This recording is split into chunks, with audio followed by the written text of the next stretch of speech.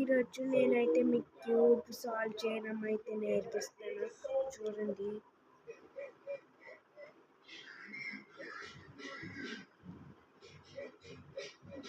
Okay, ఇక్కడికైతే blue తీసుకోవాలి. అప్పుడు ఇక్కడికైతే ఎల్లో తీసుకోవాలన్నమాట.